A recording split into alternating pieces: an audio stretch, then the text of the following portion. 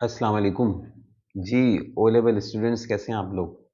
आज हमारा थ्योरी का जो है वो लेसन 5 है जिसमें डेप्रिसिएशन को कवर किया हमने। ठीक है, अब देखें डेप्रिसिएशन के अंदर भी जो सबसे पहले तो मैंने वही किया है कि जो रेलेवेंट क्वेश्चन है जो टेस्ट पेपर्स में थे, आपके पास पेपर्स के क्वेश्चन पहले मैंने लिखे हैं मार्क्स के साथ। तो आप लोगों के लिए इसलिए मैंने लिख दिया कि आपको बहुत आसानी हो जाएगी इससे कि भाई अगर कितना टेक्स्ट आपने लिखना है, 2 मार्क्स हैं, 5 मार्क्स हैं या 1 मार्क है। ठीक है, तो हम स्टार्ट करते हैं। अब देखें पहला जो क्वेश्चन आया है वो उसमें आपका 2 मार्क्स का है। वो ये एक कॉमन है, देखें ये बहुत मोस्ट कॉमन क्वेश्चन जो है डेप्रिसिएशन का थ्योरी का वो यही है, एक्सप्लेन द टर्म डेप्रिसिएशन। अब मैंने इसमें 3 लिख दिए पॉइंट, आप कोई भी 2 लिख दीजिएगा। ठीक है, देखें depreciation represents the allocation of the assets cost as an expense over the periods in which the assets helps generate revenue. ठीक है, नेक्स्ट पे है depreciation is the method of spreading the cost of an asset over its useful life, ensuring expenses match the income the asset generates. Third है depreciation is that part of the original cost of a non-current asset that is consumed during its period of use by the business. देखें एक बहुत simple definition जो उसकी है depreciation की, वो है depreciation is the cost of using non current asset.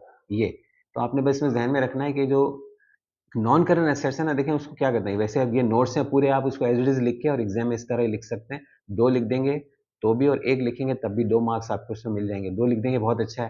ठीक है, और डेप्रिसिएशन एक्सपेंस है और हम देखें डेप्रिसिएशन चार्ज किस पे करते हैं, नॉन करंट एसेट्स पे ना। और नॉन करंट एसेट्स कौन से, जो बिजनेस में यूज हो रहे हैं। ठीक है, तो बिजनेस में जितने भी नॉन करंट एसेट्स यूज हो रहे हैं एक्सक्लूडिंग लैंड। ठीक है, लैंड भी हम कभी बार होता है कि उसको आप एक पीस ऑफ लैंड आपने लेके छोड़ दिया, उस पर डेप्रिसिएशन नहीं है। ठीक है, बाकी जितने भी देखें असेट्स हैं, अब उसमें डिलीवरी व्हीकल्स मोस्ट कॉमन है। ठीक है, उसके बाद आपका क्या है, फर्नीचर है, फिक्सचर्स है, मशीनरी है, प्लांट है, इक्विपमेंट है। ये देखें हम जो बिजनेस में यूज करते हैं तो इससे हम जनरेट क्या करते हैं, अपने रेवेन्यू जनरेशन में यूज हो रहे होते हैं ना एसेट्स। इसलिए हम इसको क्या करते हैं, इसकी जो कॉस्ट है, सपोज के हमने कोई मशीनरी ली, उसको हमें पता है कि 5 साल के लिए है, ये 5 साल के बाद इसकी वैल्यू खत्म हो जाएगी। हम 5 साल पे उसकी जो कॉस्ट है सपोज 500,000 की है, तो जो भी इसका मेथड है हम उसको अप्लाई करके उसकी जो कॉस्ट है उसको 5 ईयर्स के ऊपर स्प्रेड कर देते हैं और ईच ईयर हम उस पर कॉस्ट में से एक पार्ट उसका लेस कर देते हैं, ताकि क्योंकि वो एसेट हम यूज कर रहे हैं बिजनेस में। इसलिए डेप्रिसिएशन का एक कॉन्सेप्ट ये है कि cost of using non current assets, बस ये है। ठीक है, अब नेक्स्ट क्वेश्चन है state 2 causes of depreciation of a delivery vehicle. देखें कॉजेज अगर आपसे डिलीवरी व्हीकल पूछता है या मशीन पूछता है, दोनों के कॉज सेम होंगे क्योंकि डेप्रिसिएशन का कॉज है ना। क्यों है, एक वियर एंड टियर है। ठीक है, वियर एंड टियर क्या होता है, जब मशीन या डिलीवरी व्हीकल जो है ना, the most used vehicles in the business होती है क्योंकि उससे सारी डिलीवरी हो रही होती है। तो अब उसमें वियर एंड टियर तो होगा ना, उसका इंजन भी खराब होगा, उसके टायर भी घिसेंगे, उसकी बॉडी पे भी स्क्रैचेस आएंगे। सबसे ज्यादा जो बात है उसके इंजन के ऊपर होती है कि इंजन जितना यूज होगा वियर एंड टियर उसके अंदर उतना ही ज्यादा होगा। ठीक है, मूविंग पार्ट्स हैं, वो वियर एंड टियर होता है उसमें, तो एक रीजन ये है इसका कॉज। सेकंड कॉज है ऑब्सोलेसेंस, क्योंकि देखें इसमें मार्केट चेंज हो जाती है, टेक्नोलॉजिकल डेवलपमेंट होती है, तो वो मशीन पुरानी भी हो जाएगी, नया डिजाइन आ जाएगा, तो ये ऑब्सोलेसेंस हो जाता है। इसका भी ये भी एक कॉज है। नेक्स्ट क्वेश्चन में देखें explain 2 advantages of the straight line method. अब ये दोनों आपने लिख देंगे, इसके फुल 2 मार्क्स हैं। सिंप्लिसिटी है एंड इजी टू कैलकुलेट है। ठीक है, दी एस एल एम, ये S L M is a short from the straight line method. ठीक है, अब इसमें नोट्स की जगह कम होती है इसलिए आप पूरा भी लिख सकते हैं, लेकिन एक दफा आपने पूरा लिखना जरूरी है, स्ट्रेट लाइन मेथड। उसके बाद बेशक आप नेक्स्ट उसके अंदर लाइन में एस एल एम यूज कर सकते हैं, लेकिन स्ट्रेट लाइन मेथड जहाँ लिखेंगे वो under bracket S L M लिखेंगे। ठीक है, ताकि एग्जामिनर को ये मालूम होगा एस एल एम आपने ऊपर लिख दिया है, उसको आप नीचे आप शॉर्ट करके, टाइम शॉर्ट है ये इसलिए आप एस एल एम यूज कर रहे हैं, लेकिन one time you have to write straight line method and under bracket you have to mention S L M. ठीक है, नीचे फिर आके टेक्स्ट में आप उसको एस एल एम एक दफा लिख सकते हैं। तो simplicity and easy to calculate है straight line method. Predictability and consistency है, क्योंकि देखें इसमें आपको पता throughout the life of the assets आपका ये डेप्रिसिएशन है स्ट्रेट लाइन पे। सपोज 5,000 है, 50,000 है, तो आपको मालूम है कि 50,000 मेरी कॉस्ट हर साल 5 साल तक हमने एलोकेट कर दी है फॉर द डेप्रिसिएशन। इसलिए इजी टू कैलकुलेट भी है, सिंप्लिसिटी भी है, कंसिस्टेंसी भी रहती है क्योंकि एक ही कॉस्ट डिडक्ट हो रही है। ठीक है, तो ये दोनों इसमें मैंने लिख दिया, इसको आप डिटेल पूरी लिख लें एज इट इज और उसको नोट्स बना लें।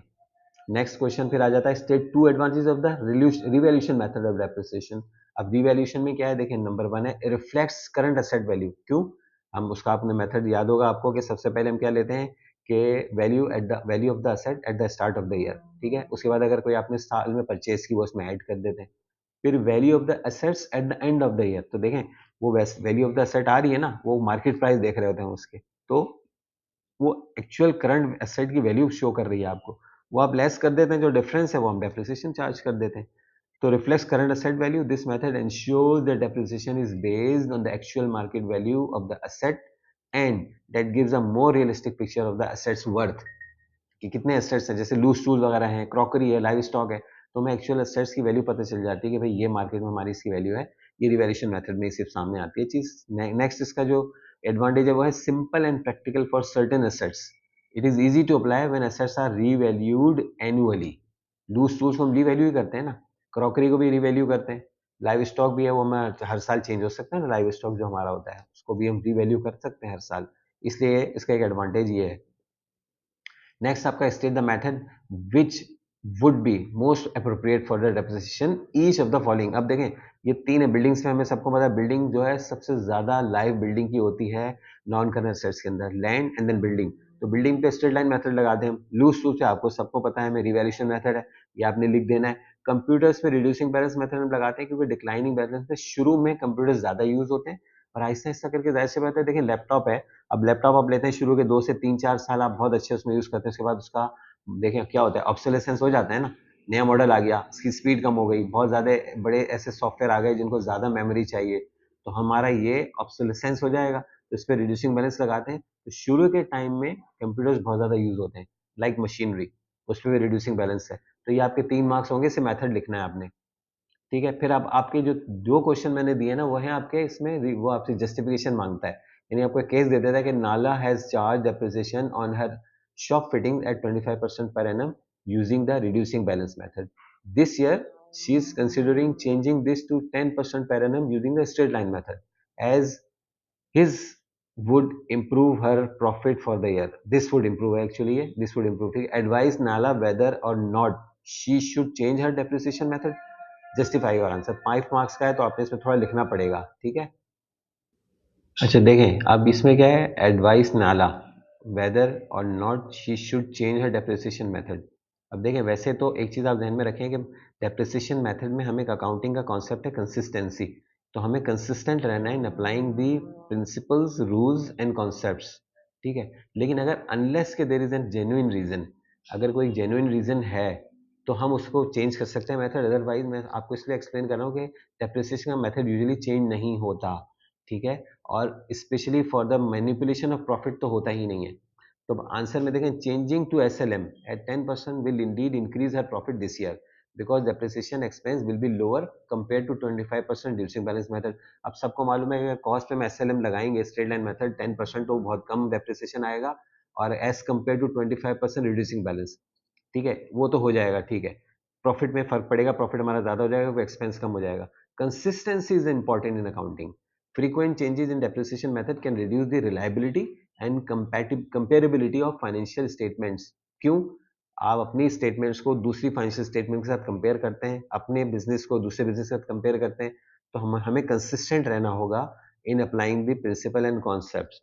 तो विदाउट एनी जेन्युइन रीजन हम उसको चेंज नहीं कर सकते, ठीक है। आगे मैंने उसको एक्सप्लेन भी कर दिया है। The reducing balance method is more appropriate for shop fitting as it matches higher depreciation with higher early usage. Shop fitting ज्यादा यूज हो रही होती है ना शुरू में। Straight line method artificially boost profit होगा but may mislead stakeholders. Accounting standards emphasize consistency. Change should only be made if the new method better reflects asset usage, not just to improve profit. Therefore, Nala should not change her method unless she can justify that straight line truly reflects the pattern of benefits from her fittings, ठीक है। Stick with reducing balance for fairness and consistency unless there is a genuine reason beyond profit manipulation, ठीक है। अब ये सारे वो questions थे जो एग्जाम में आपके पास आए हैं। डेप्रिसिएशन मोस्ट कॉमन है और जो एडवांटेजेस हैं रीजंस ऑफ द डेप्रिसिएशन ये मोस्ट कॉमन है। कोई एक आपको केस दे देगा जैसे ये है, और ये यूजुअली केस इस तरह का आता है कि भाई डेप्रिसिएशन मेथड स्ट्रेट से रिड्यूसिंग, रिड्यूसिंग से स्ट्रेट, तो क्या होगा जस्टिफाई करें। तो आपको ये देखना है सबसे पहले तो कंसिस्टेंसी होनी चाहिए, ठीक है, तो आप इसमें लिख लेंगे। अब इसके अलावा अगर कोई क्वेश्चन ऐसा है तो हम बाद में भी डिस्कस कर लेंगे, लेकिन अभी आपका डेप्रिसिएशन का थ्योरी कवर हो गया, ठीक है। नेक्स्ट लेसन फिर हम इसका कोई और देखते हैं, जो भी होगा उसमें मैं आपको बता दूंगा फिर, या तो हम उसमें इसी को सीक्वेंस को लेके चलते हैं तो अलाउंस फॉर इररिकवरेबल डेट्स भी है, इनकम्प्लीट रिकॉर्ड्स भी आ जाता है आगे। ठीक है, किसी भी एक को हम लेके वो थ्योरी कवर करते हैं। तो मैं कोशिश करूंगा आपकी सारी थ्योरी सारे जो जितनी भी एग्जाम के चैप्टर्स हैं वो सब कवर हो जाए। ठीक है, चलिए नेक्स्ट लेसन तक के लिए अल्लाह हाफिज।